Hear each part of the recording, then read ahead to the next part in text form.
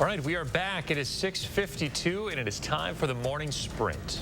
We start with Chris Reese and a check on the snowstorm headed our way. Hi, Chris. Good morning, Leah. Good morning to all of you. Winter storm warnings go into effect officially at 4 o'clock. That's a sign of when the heaviest snow starts to move into the area. Every county that you see shaded in pink has a high probability of at least 6 inches of snow. That's the low end. And then where you have those winter weather advisories, that's where you're talking up to 6 inches of snow. We're watching the snow move in from the south and west. It's only a matter of hours before it gets here. We're mostly cloudy and at 8 right now. We're timing it out and talking visibility at the end of the sprint. Thanks, Chris. Now to the latest on a death investigation in Dane County this morning. The sheriff's office says 2 people were found dead at a home in the town of Sun Prairie just outside of Cottage Grove Monday afternoon. They haven't released any other information yet. Other than that, they say the investigation is ongoing and the public is not in any danger. We'll have updates as they come in both here and on the Channel 3000 mobile app.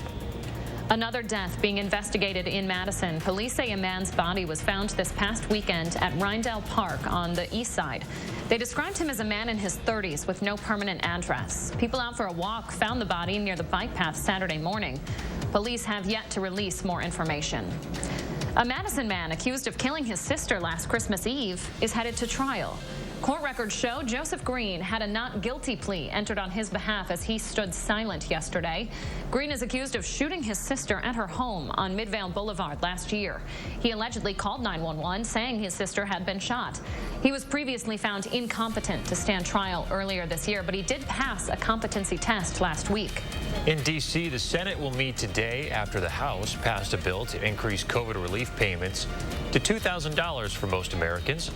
Yesterday, many House Republicans joined with Democrats in voting in favor of an increase called for by President Trump. The proposal, though, faces a stiffer challenge in the Senate, where Republicans, including Ron Johnson in the Senate, have already voted against more spending. More than 2 million ballots have already been cast in Georgia's runoff elections for their 2 Senate seats. Those numbers cover early voting by mail and in person. Election day is a week from today, January 5th.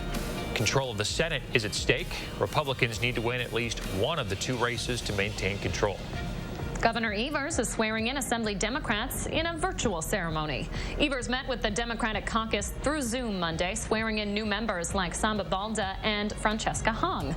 Those Madison representatives will be the first Muslim and first Asian American to serve in the state legislature. Republicans did keep their majority in the Assembly and the Senate in November. TSA says more people got on an airplane Sunday than at any other point during the pandemic. More than 1.3 million people went through airport security that day.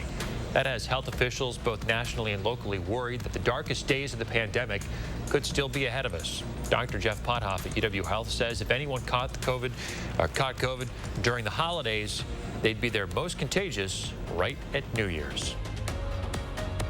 Final look at traffic at 6:55 this morning. If you're heading out right now, no major issues out on the roadways. Seeing the typical delays for this time of the morning commute. Your drive time's looking so far so good on this Tuesday morning.